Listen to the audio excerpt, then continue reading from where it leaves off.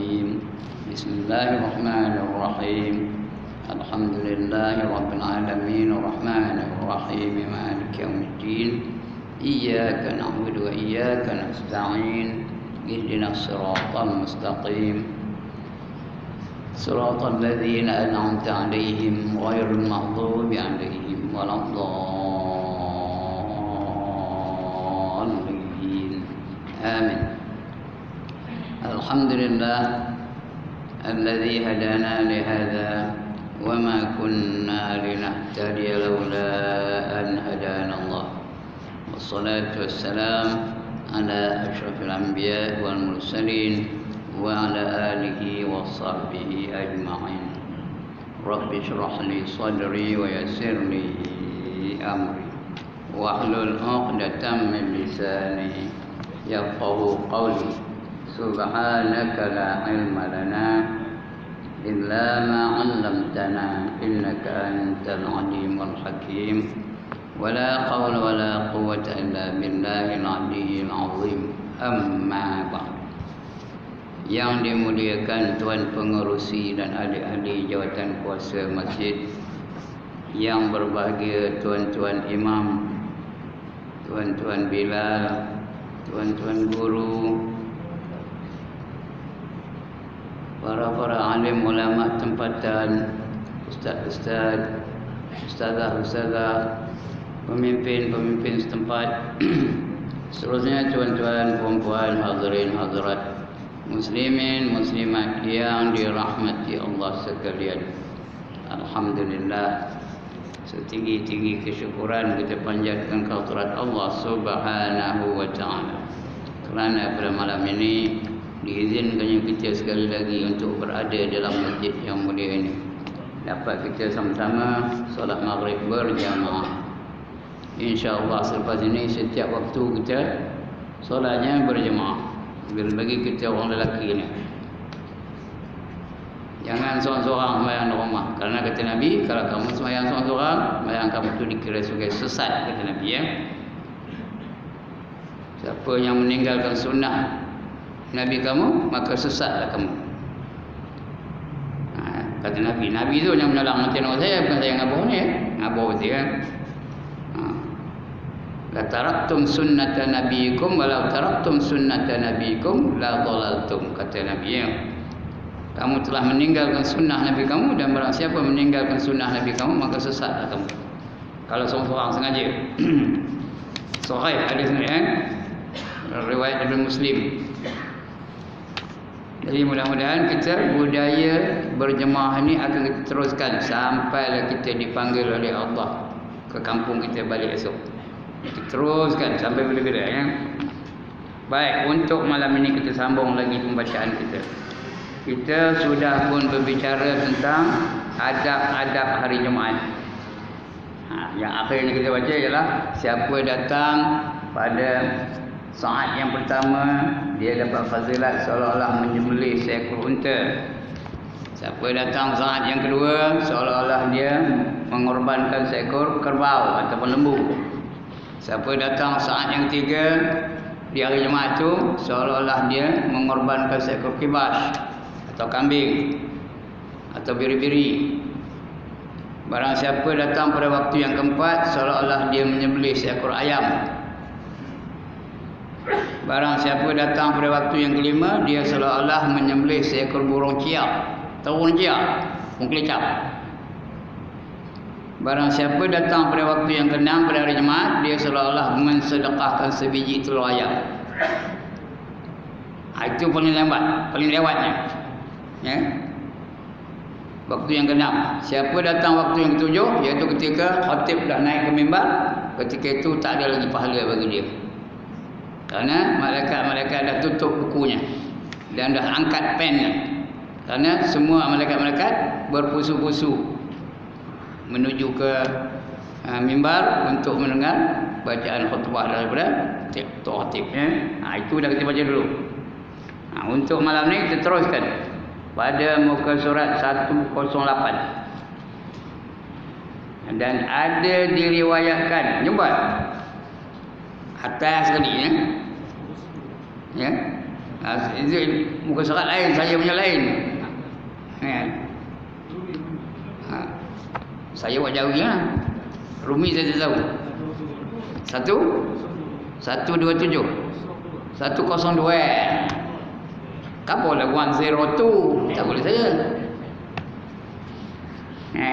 102 untuk yang Rumi, yang Jawi 108. Dan ada diriwayatkan bahawasanya qadar hampir seseorang hamba ketika melihat Allah. Esok nengok nama Allah ya. Paling hebat, paling bagus, paling canggih nikmat di syurga besok ialah melihat wajah Allah. Paling bagus nikmatnya. Esok macam mana? Ada diriwayatkan bahawasanya qadar hampir seseorang hamba ketika melihat Allah pada hari kiamat nanti adalah berdasarkan kepada qadar segeranya orang itu pergi ke masjid. Siapa nak berjumpa dengan Allah di hari kiamat nanti, awal-awal dia datang ke masjid. Bukan sekali, setiap masa. Jadikan dia istiqamah datang ke masjid ni awal-awal. Kalau dapat di pada saat yang pertama, waktu yang pertama. Tiap-tiap kali datang macam mengorbankan seekor unta. Jangan saya datang telur ayam, saya datang telur ayam, saya datang telur ayam. Boleh tahan itu.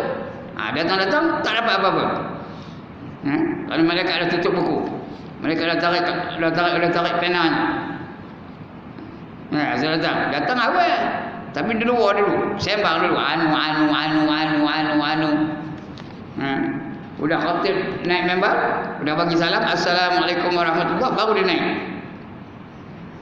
Semayang tahiyatul masjid tak ada apa dah, terus duduk aja. Itu tak apa-apa lah, rugilah. Jadi biar datang awal-awal, lagi bagus. Terus kadang dia kat mana dia bersegera datang ke masjid. Apabila engkau masuk ke dalam masjid, maka tuntutlah saf yang pertama. Cari saf yang pertama.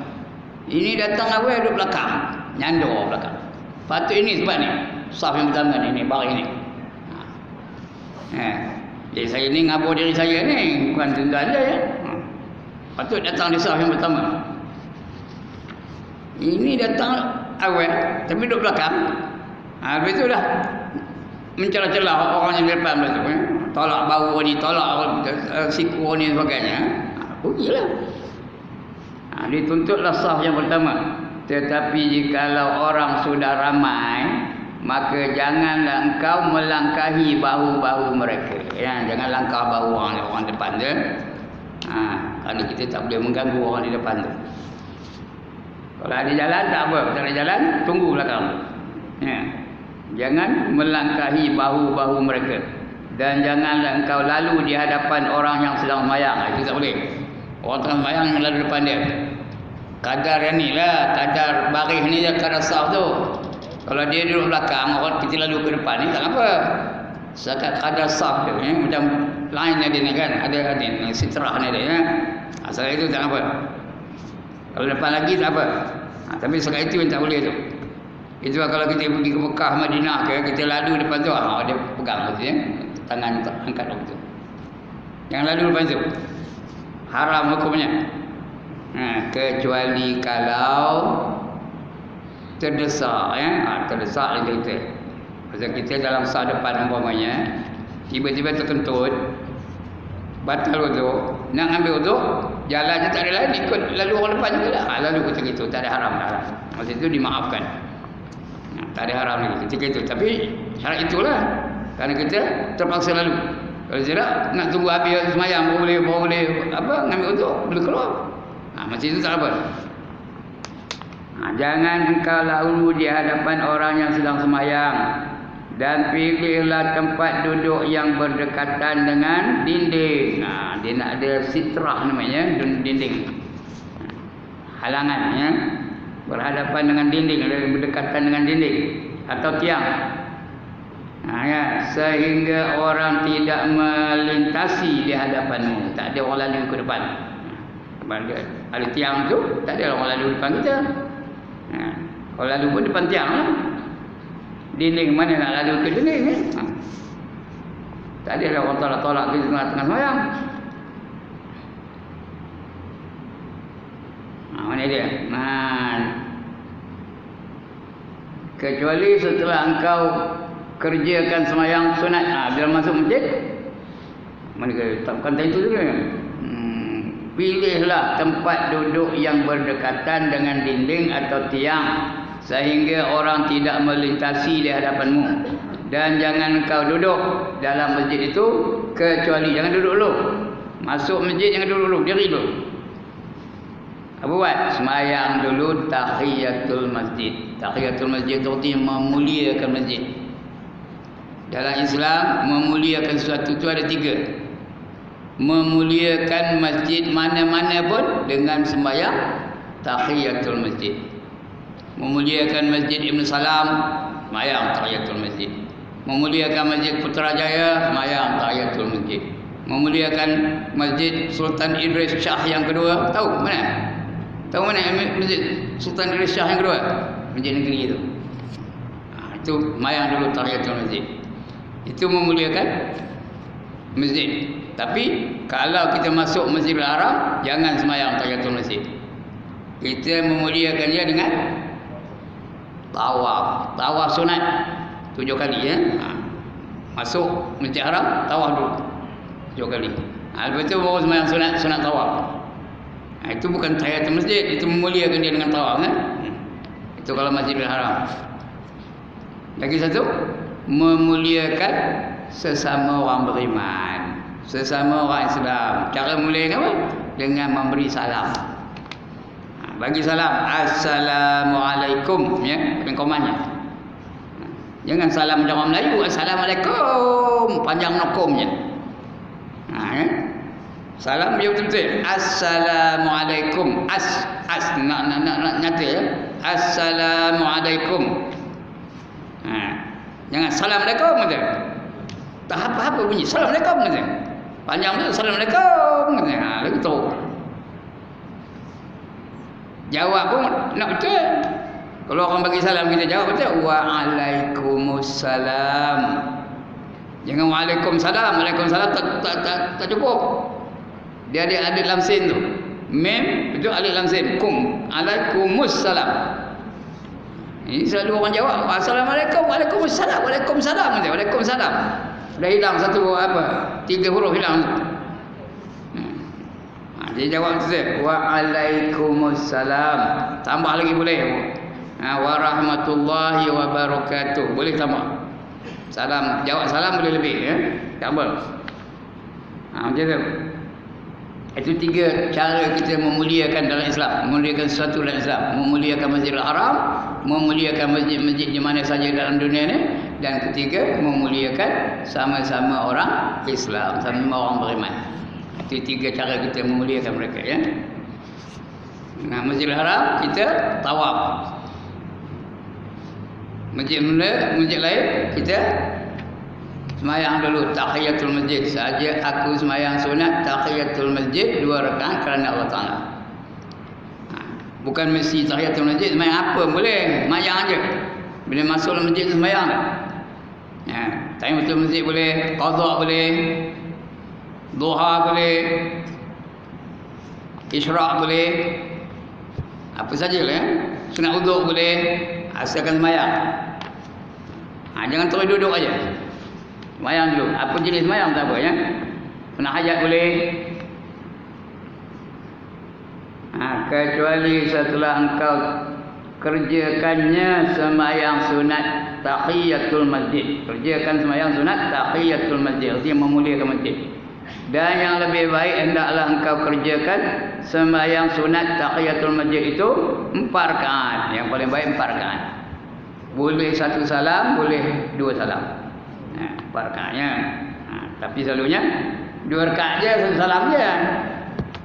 Tapi boleh buat 4 rakaat ya. Dan engkau baca pada setiap rakaat itu selepas suratul Fatihah akan surah Qul huwallahu ahad 50 kali. Ada kalau datang dapat telur ayam je dan dia baca Qul huwallahu 50 kali. Selalu datang lewat aja. Ya. Dan 2-3 minit je dannya. Boleh sembahyang tahiyatul masjid. Betul? Kalau baca 50 kali qul huwallahu ahad berapa lama? Jadi datang awal dah.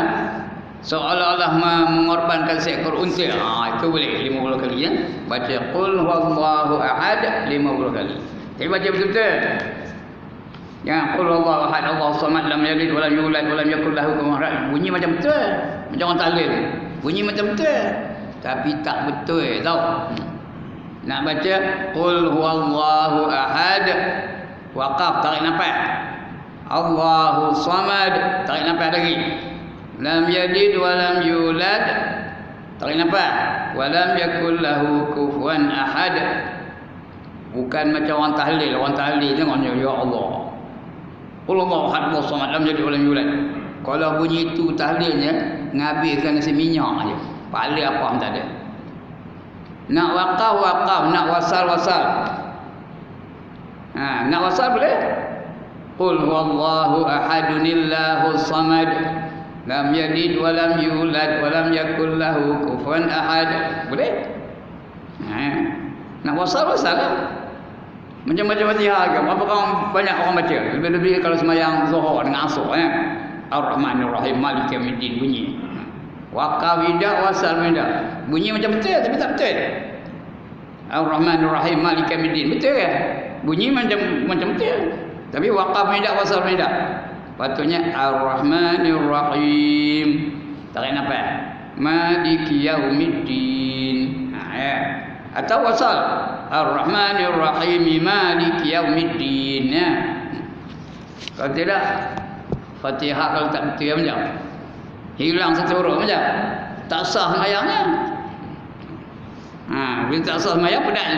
Itu yang kata Nabi, berapa ramai orang yang sembahyang di akhir zaman tiada sembahyang baginya melainkan penat dan lelah. Macam itulah pasal tak jaga hukum waqaf dan apa dan wasal. Kena dalam Al-Quran kena baca betul. Kadang orang tera-tera bunyi itu juga. Contoh nak berdoa, a'udzubillahi minasyaitonirrajim, bismillahirrahmanirrahim. Bunyi macam betul tapi tak betul. Patutnya a'udzubillahi minasyaitonirrajim. Tarik nafas. Bismillahirrahmanirrahim. Baru betul. Atau nak sambung a'udzubillahi minasyaitonirrajim. Bismillahirrahmanirrahim. Baru betul. Jadi kena baca betul-betul. Quran ni kena baca betul-betul. Kerana dia ada hukum, bukan cakap Melayu tak apa.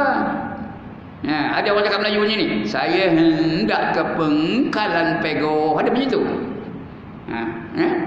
Lantaklah. Pengkalan Pago ke, Pengkalan Pego ke, apa tak kira dah, tak ada berasa. Tapi Quran no way. Mesti baca ikut hukumnya. Warattil Quran tartila kata Allah. Bacalah kamu Al-Quran dengan tartil, ikut hukum. Dia ada idgham, ada ikhfa, ada izhar, ada iqlab, ada mad wajib muttasil, ada mad jaiz munfasil, ada qalqalah, macam-macam hukum dalam Quran tu kena baca betul-betul. Itu sebab Quran ni mengajinya pun bukannya setahun dua tau. Nak mengaji membaca aja, belajar membacanya lama-lamanya. Kerana dia macam-macam hukum ada situ. Jadi kena baca betul-betul. Mana tadi ya? 50 kali tadi ya. Maka qul huwallahu ahad 50 kali. Kerana disebutkan dalam sebuah hadis. Hadis ni bawah tadi ya. Baca ya. Hadis itu saya tak baca hadis ni, saya baca hadis ya. Bahawa siapa yang mengerjakannya demikian itu, siapa baca 50 kali Suratul Ikhlas, maka ia tidak mati, takkan mati kecuali setelah ia melihat akan tempat yang disediakan baginya di dalam syurga. Sudah nampak dia syurga tu, nampak bidadari-bidadarinya, nampak mahligai-mahligainya, nampak kenderaan-kenderaannya, nampak makanan-makanannya. Hari itu baru dimati oleh Allah SWT. Kalau tak mati. Selagi tak nampak, tak mati lagi. Jadi baca 50 kali. Tidak kali 50 kali, datang dah awal-awal. Kan? Datang pukul 12 tu boleh, agak-agak saya pukul 12 tu boleh dah ya. Boleh lagi tu. Pukul 12 boleh lah. Jangan pukul 1.20 pun datang. Waktu Jumaat berapa? Sekarang ni berapa? 1.25 ke? 1.23 ke ya? 1.23. Dia 1.20 pun datang. Mana nak baca qul huwallahu ahad 50 kali? Jadi datang awal-awal. Datang pada saat yang pertama. Jangan datang pada saat yang ke-6 atau yang ke-7 lagi teruk ya. Jadi tidak akan mati kecuali dia nampak tempatnya dia di syurga nanti ya. Mana kedainya? Hendaklah tidak mati kecuali setelah ia melihat akan tempat yang disediakan baginya di dalam syurga, atau orang lain akan melihat tempat yang telah disediakan baginya. Ada orang lain mimpi, aku nampak kamu masuk syurga, tempat kamu dah siap ya? Boleh. Dan jangan engkau tinggalkan sembahyang sunat tahiyatul masjid itu walaupun imam sedang membaca khutbah. Tapi khutbah yang mana? Khutbah yang pertama. Khutbah yang kedua tak boleh lagi ya. Khutbah yang pertama. Kalau datang lewat, siapa nyuruh datang lewat pun. Tapi kalau dia datang lewat pun, sekat khutbah yang pertama masih lagi sunat sembahyang tahiyatul masjid. Dan disunatkan ya, jangan engkau tinggalkan sembahyang sunat tahiyatul masjid ini walaupun imam sedang membaca khutbah. Dan disunatkan pula engkau sembahyang 4 rakaat, sembahyang sunat mutlak. Itu mutlak. Sunat mutlak tu saja-saja nak sembahyang. Itu namanya sunat mutlak. Sunat yang tak ada sebab, sunat yang tak ada waktu, namanya sunat mutlak. Termasuk sunat mutlak ialah sembahyang sunat tasbih. Itu mutlak. Tasbih itu sunat mutlak. Yang lain itu semua bukan. Ada waktu. Duha ada waktu. Tahiyatul masjid ada sebab kerana nak memuliakan masjid. Hajat ada sebab kerana ada hajat. Dia bukan mutlak. Ini mutlak saja-saja sembahyang.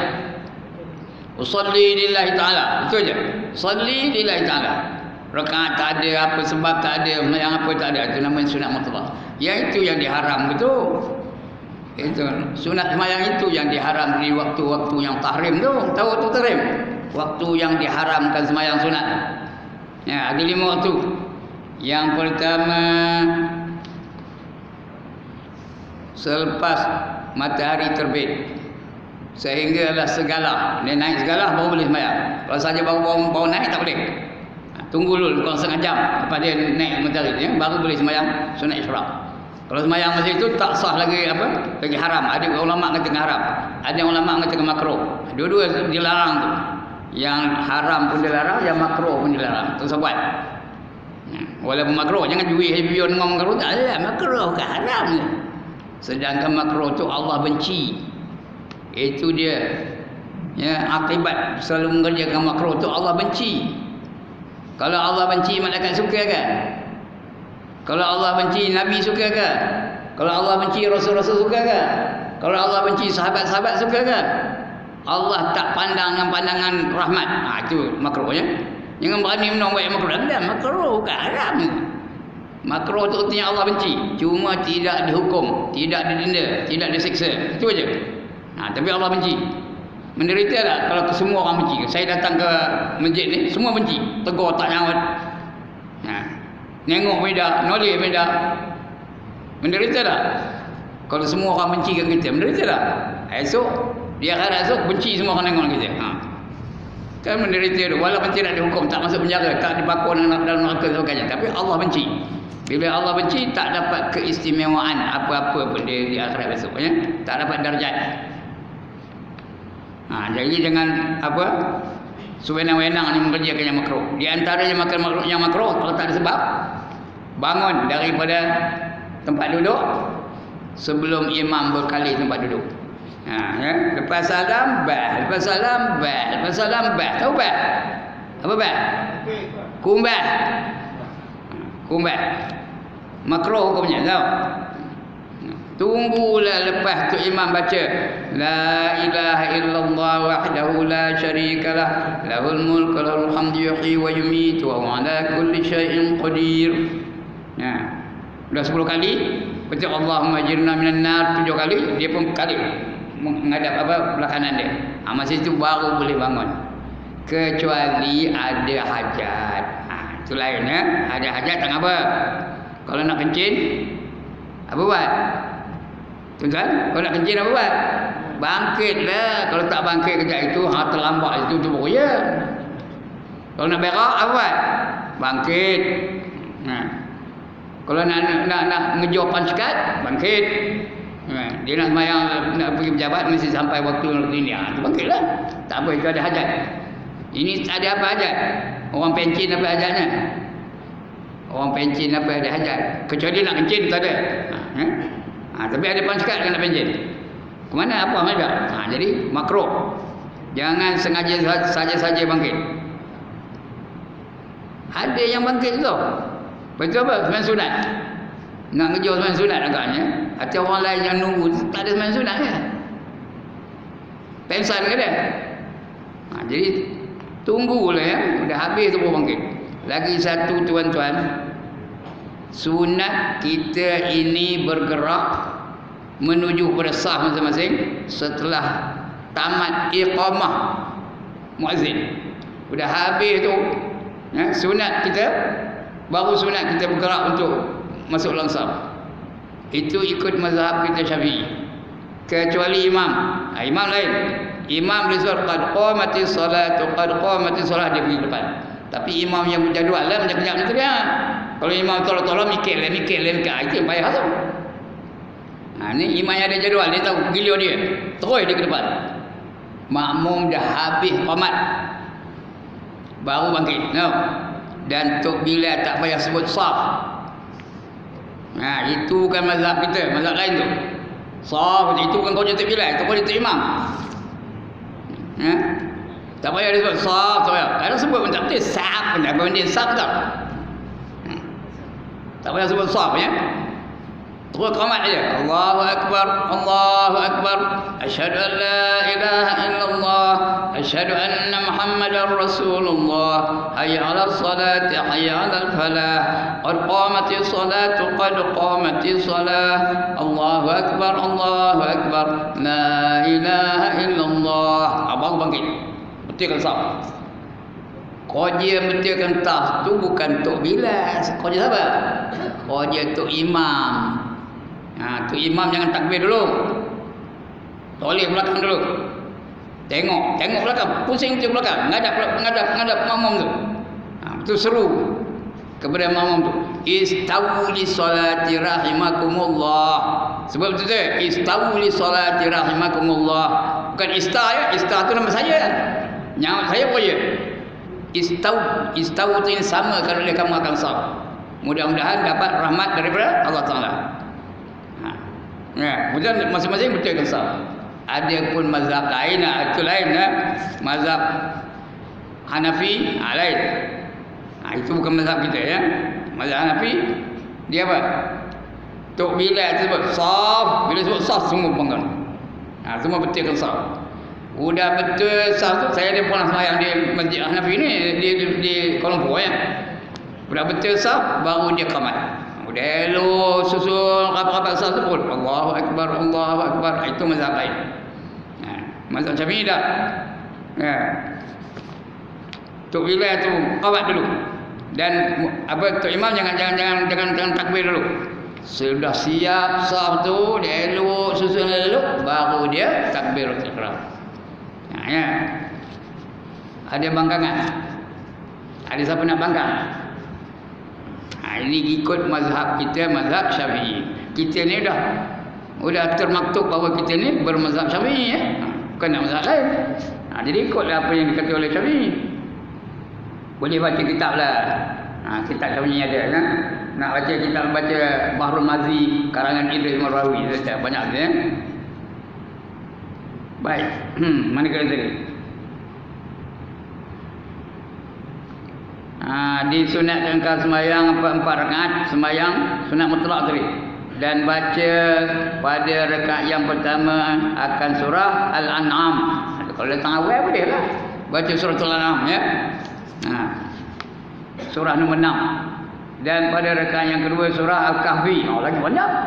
Surah Al-Kahfi. Dia hafal apa dah? Saya tak lah hafal surah Kahfi. 10 ayat yang pertama hafal dah. 10 ayat yang akhir hafal. Itu yang pertama dapat, yang akhir dapat. Yang tengah tu tak hafal lagi. Dan rakaat yang ketiga surah Thaha lagi tak hafal kan? Dan rakaat yang keempat surah Yasin. Yasin pun dah baca setiap minggu, ada yang tak hafal lagi. Padahal setiap minggu baca Yasin tu. Ada yang tak hafal lagi. Tuan-tuan dah hafal lah. Dia untuk tempat lain yang tak hafal ni. Itu dia. Surah Thaha ya. Dan pada rakaat yang keempat surah Yasin. Dan jikalau engkau tidak mampu membaca surah-surah itu, dia pengarang pun Imam Ghazali dia tahu, bukan semua orang tahu ya. Kalau kamu tidak mampu, kata Imam Ghazali, ini kitab ni karangan Imam Ghazali tahu. Kalau kamu tidak mampu membaca surah-surah ini, maka hendaklah engkau gantikan dengan surah Yasin. Kalau tahu ya. Surah Yasin kami hafal. Kemudian surah Duhan, Ad-Duhan, Hamim ya, Hamim Ad-Duhan. Dan surah Alif Lam Mim Sejadah, dan suratul Mulk. Tabarakallah yang kita baca setiap lepas insya-Allah. Itu suratul Mulk.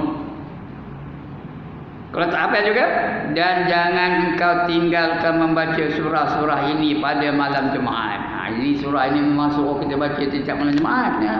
Apa dia? Yasin lagi, Ad-Duhan lagi, Alif Lam Mim As-Sajadah lagi, suratul Mulk. Tiap malam Jumaat baca supaya tak ada ngarapkan seorang aja. Ini bila nak sujud sajadah harap seorang aja. Kalau tok imam tak datang, ulah sabar. Siapa tak siap nak depan biarlah ramai-ramai hafal senang. Tak ada tok imam, kalau ini tak ada orang ni, tak ada orang ni, tak ada orang ni. Sekurang-kurangnya lancar bacaannya. Sekarang ni ada dah posternya boleh baca. Baca secara lancar lah. Jangan ngaji pula dulu. Kalau dah lancar tu baru boleh baca begitu. Dan jangan engkau tinggalkan membaca surah-surah ini pada malam Jumaat. Dan kelebihannya sangat banyak. Banyak nak kelebihannya. Baca Yasin, surah Yasin ada kelebihannya. Baca surah Duhan ada kelebihannya ya. Baca Alif Lam Mim Sejadah ada kelebihannya. Dan juga suratul Mulk ada kelebihannya. Macam-macam. Nanti kita akan baca. Ada di sini anunya ya. Kelebihan-kelebihan surah-surah yang baca tu.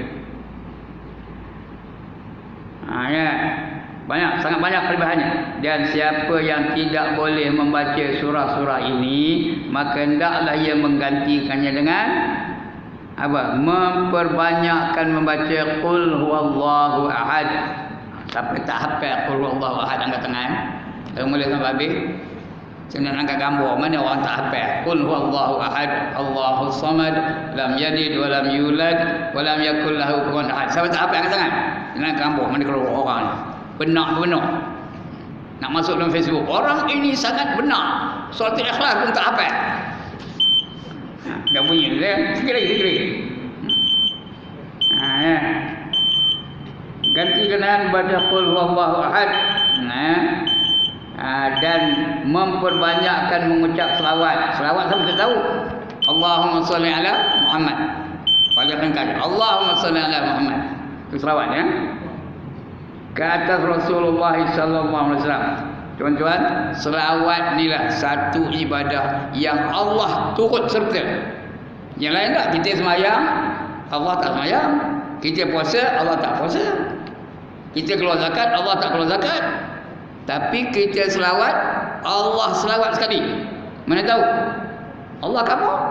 Ada Allah kamu? Innallaha wa malaikatahu yusalluna 'alan nabi. Ya ayyuhallazina amanu sallu alaihi wa sallimu taslima.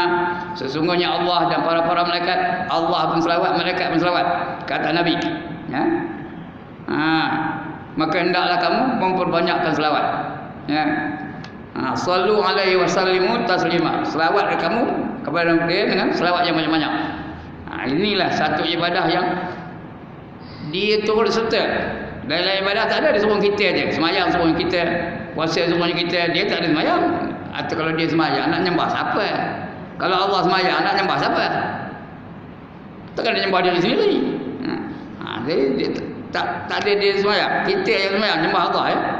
Tapi selawat dia pun selalu selawat. Kerana dia selawat ke atas kasih dia iaitu Nabi kita Muhammad sallallahu alaihi wasallam. Jadi banyak selawat ya.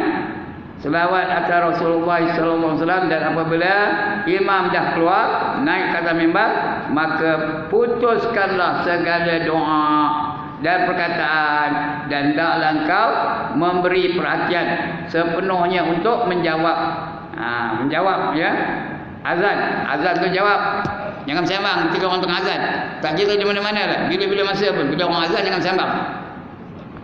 Jangan cerita apa-apa pun, diam aja, dengarkan azan tu dan jawab azan tu ya. Ditakuti besok kalau kita bersembang-sembang ketika azan sedang dilaungkan, ditakuti dekat nak mati esok tak boleh mengucap kalimah syahadah. Nak mati tu tak boleh mengucap asyhadu an la ilaha illallah atau Allah apa la ilaha illallah Muhammadur Rasulullah, tak boleh nak mengucap. Itu yang ditakuti tu. Bunyi ringan aja. Tapi bila tak boleh mengucap esok, bahaya tak? Nak mati esok kalau tak boleh mengucap, bahaya ke tak? Bahaya lah. Kerana Allah apa? Allah janji, bukan Allah janji, Nabi janji. Janji Nabi apa? Man kana akhiru kalamihi la ilaha illallah, ujung dakhalal jannah. Barang siapa akhir kalamnya menyebut kalimah la ilaha illallah, dia dijamin masuk ke dalam syurga. Jadi ditakuti. Jadi jangan sembang. Lantak lapi isu pun jangan sembang. Kecuali hal yang sangat penting. Itu bolehlah cakapnya. Yang penting, kalau ada orang putih yang tengah berjalan nak masuk parit, kaburlah depan ada parit. Itu apa? Atau ada ular nak masuk orang tengah di belakang tu. Ular belakang jaga. Itu apa ya? Boleh sembang. Kalau tidak, jangan saja nak sembang, tak boleh. Diam, dengarkan orang azan dan jawab seumpamanya. Itu orang azan.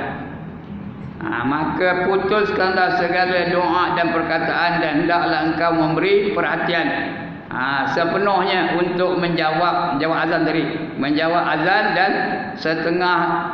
setelah itu dengari khutbah, dengar khutbah tu. Lebih-lebih lagi 5 rukun khutbah tu nak dengar betul-betul. Jangan tidur. Kalau Jumaat cukup jam 40 orang, cukup jam 40 orang, termasuk imamnya. Tiba-tiba ada seorang tidur tengah baca khutbah macam, dah tak cukup. Dah tak sah sembahyangnya. Semua jemaah tak sah. Kita kena dengar ya khutbah tu. Dengan penuh perhatian dan tinggalkan percakapan sama sekali, walaupun negur orang lain. Diam, jangan cakap, orang tengah baca khutbah. Itu tak boleh juga. Itu pun tak boleh. Negur orang supaya jangan cakap, tak boleh juga. Diam aja. Isyarat pun tak boleh. Tak boleh ya. Dengarkan dan ambil perhatian kepada orang khatib yang sedang membaca khutbah tu. Dan tinggalkan percakapan sama sekali, kerana disebutkan dalam hadis, inna man qala li sahibihi wal imamu yutubu ansik, diam kamu ni, faqad lagha wa man lagha fala jum'ata lahu. Artinya sesungguhnya sesiapa yang bercakap-cakap pada kawannya, dia ngabur pada kawannya. Ketika khatib membaca khutbah, diamlah kamu. Dia ngabur pada kawan, jangan cakap, dia ngabur ya. Maka orang itu telah sia-sia, lara tu ni sia-sia. Dan siapa yang sia-sia bermakna ia tidak mendapat pahala Jumaat. Sekian dulu bacaan kita. InsyaAllah kita akan sama-sama lagi akan datang. Cukup sekarang itu. Mudah-mudahan ada manfaatnya pembacaan kita pada malam ini ya. Okey, sebelum saya tutup supaya jangan kerumunan. Has anybody got any objection? Tak jawab. Any objection? Jawab. Salah jawab tu. Ini cikgu bahasa Inggeris dulu tau. Apa jawabnya? Objection overruled. Itu jawabnya. Objection overruled. Okay. Has anybody got any question? No question juga. Alhamdulillah. Banggalah saya. Ngapa? Ngapa bangga? Kerana apa? Kerana dapat murid-murid yang bijak-bijak aja. Asal dia ajar dapat, dia ajar dapat, dia ajar dapat. Mana nak cari? Hanya ada di Masjid Ibn Salam.